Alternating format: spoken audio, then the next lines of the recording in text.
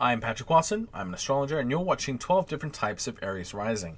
And now we're going to be starting with the next part, which is Aries Rising with Mars in Virgo in the 6th house. So, let's look at the 6th house. The 6th house is a house traditionally associated with work and service, illnesses and injuries, and duties and maintenance. And so the reason why the 6th represents these things is because planets which are in the 6th are trying to move up towards the horizon again because they have recently set. So they're trying to go back up to the 7th place. But diurnal motion, the turn of the Earth, pushes them down.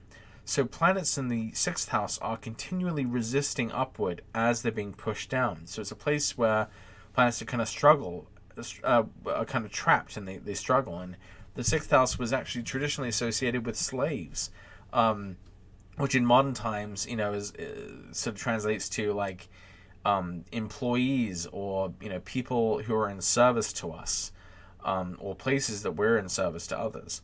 So this is why planets in the 6th house have this association with being kind of trapped or being stuck, because they're continually resisting upward against, an opposing force.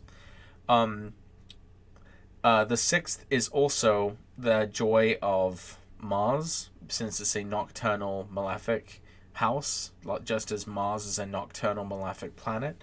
And so it's just recently set, and it's in aversion to the ascendant, so it's the house that is most like Mars as a nocturnal malefic planet. So this is also why the 6th house is associated with injuries and illnesses. It's associated with illnesses and injuries as well because it essentially represents conditions before death, because the 7th house, while it represents marriage, merging together typically, it also represents death because it's where planets disappear. So obviously before death would be what leads up to death, and usually illness or injuries precede death. So the 6th house isn't necessarily a very nice house, but it's as you'll see, good people, still do good things with the 6th house. So, I call people who have Aries rising with Mars and Virgo in the 6th house, the nicknames that sort of came to mind were the hustler and the contractor and the surgeon. Because the hustler, is just someone who gets by doing whatever they can to make ends meet or to maintain their mode of living. And the contractor has a job to do that they can't get out of, that they signed up for but they can't get out of. And the surgeon often deals with cutting people open and dealing with injuries and illnesses. So someone who, I would say this is someone who is characterized by forceful application of effort into fields of necessity, that they're hard, diligent laborers who struggle but are made for the work, cutting through whatever is needed to get the job done, even at a cost to themselves.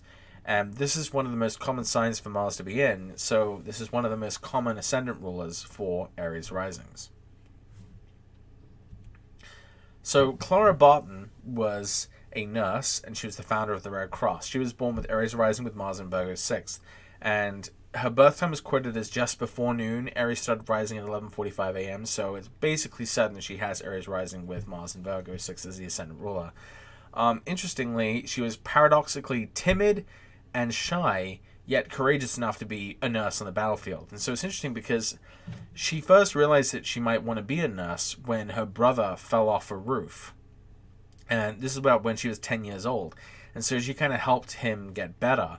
And this is something she realized that she was kind of good at, was, being able to do this. So she, her parents,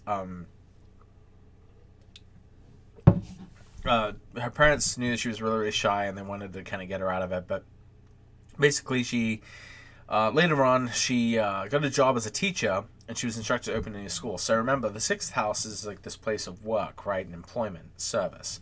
So In her job as a teacher, she was instructed to open a new school. After she set it up, she was replaced as principal by a man, and she was demoted to an assistant position, and she worked in a hostile work environment until she finally quit due to a nervous breakdown and other illnesses. So she encountered antagonism and hostility from like co-workers and in her workplace, because she was a woman in, this earlier time when she was seen as, stepping outside of the expected roles of women. She was one of the first female federal employees, jeered and taunted until fired for her support of civil rights, and she resumed her work in the patent office when Lincoln was elected in order to prove that women could work in the government service. And I think it's really important to remember about this is that she did not have to do any of this.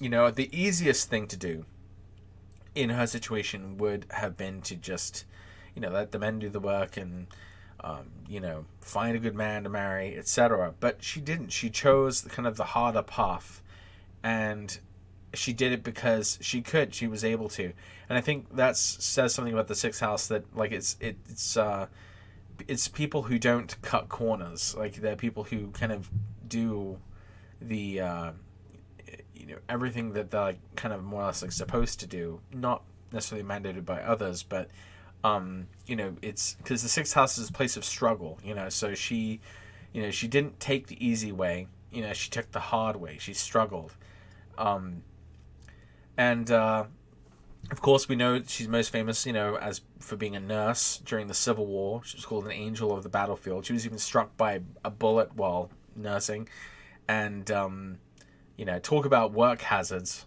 I mean, she, occupational hazards, suffering injuries and illnesses at work, you don't say. Like, yeah, Clara Barton got shot while doing her job. So, yeah, that's pretty Mars in the 60.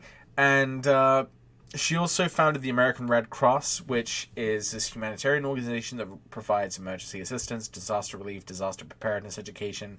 This is all very sixth housey and Marsy, and ultimately she's remembered and celebrated for her volunteerism and service, and that is pretty much, exactly what the sixth house is kind of about. So I think in so many ways, Clara Barton really, exemplifies a person who is represented by Mars in Virgo in the sixth house. Christian Cabral is a famous French cardiac surgeon. He was born with Aries Rising with Mars in Virgo 6th. A big focus of his life has been on work, injuries, illnesses, and obviously Mars is like cutting, which makes sense for surgery. He performed the first heart transplant in Europe. He performed the first heart-lung transplant in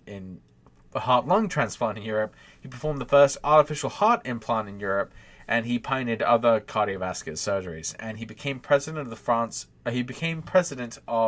France Transplant, which is this organ donation organization, which I thought was kind of funny because typically the 11th rule is like organizations or institutions, and then the fact that his is in Saturn in Scorpio in the eighth house, sort of like a or after death. After death is the eighth house associated with after death, and he was president of an organization which takes people's organs after they die. I think that's kind of funny, but that's sort of a side note. President of the National Food Council, and where he consulted government on issues of food hygiene, which is pretty much the most like perfect Virgo thing ever, right? So I think in many ways, Christian Cabral had a very kind of literal manifestation of being like Mars, in Virgo in the 6th. His main thing was cutting people open and helping them deal with injuries and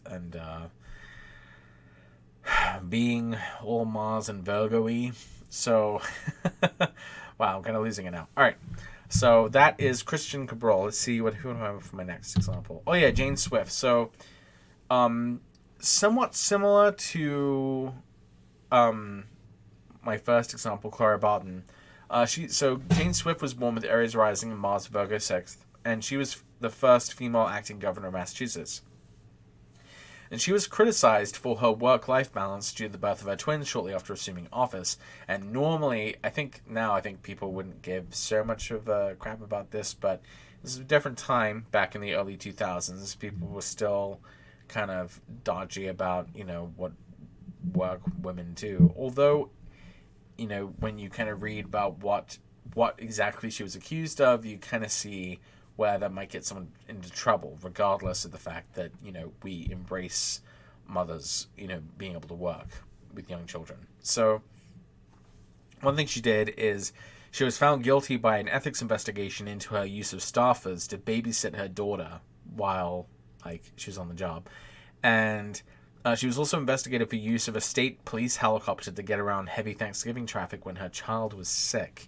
So we can kind of see how, she definitely took some risks in her employment, and also seemingly made enemies of her own staffers and aides by asking them to babysit her kid, while she was at work. And while these kinds of work-life balance issues are present, for every mother, she experienced it in a very public way and in a very dramatic and distinct way because she was the governor and there were these investigations into it and that she got in trouble for it. So it makes sense, why I would say this more specifically for her versus another female chart, despite, it's the placement of the ascendant ruler that would, make me kind of focus in on, well, this topic is really important. We can also see that the moon directly applies to a square with Mars, which might say something about some of the troubles that she had with Mars, as well as the fact that she was born during the day. So she was born, in the day, so Mars is contrary to sect, so it should be more problematic for her, and it kind of was. So that is that. Oh no, we got one more. Rosette Poletti. She was a hospice nurse. She's Aries rising with Mars in Virgo 6th, and she's a nurse and psychiatrist who does clinical research on bereavement, individual autonomy, and end-of-life support. The 6th house is associated with conditions before death, so naturally, end-of-life support makes a lot of sense. That's where her focus is. That's where the focus of her activity is on this period of life before death, and right before death is what I mean. Obviously, all parts of your life are before death, but also I thought it was interesting because she has Saturn rising in the ascendant, so Saturn is like this planet of grief and sadness and slowness, and so it kind of makes you wonder about her concern and interest in bereavement and grief. She's obviously a really strong person who, deals with people who, are in the worst parts of their lives, and tries to assist them, in some way, both for the dying and for the people they leave behind. So, next I will be talking about Mars in Libra in the 7th house with Aries rising. So, watch the next video to see that.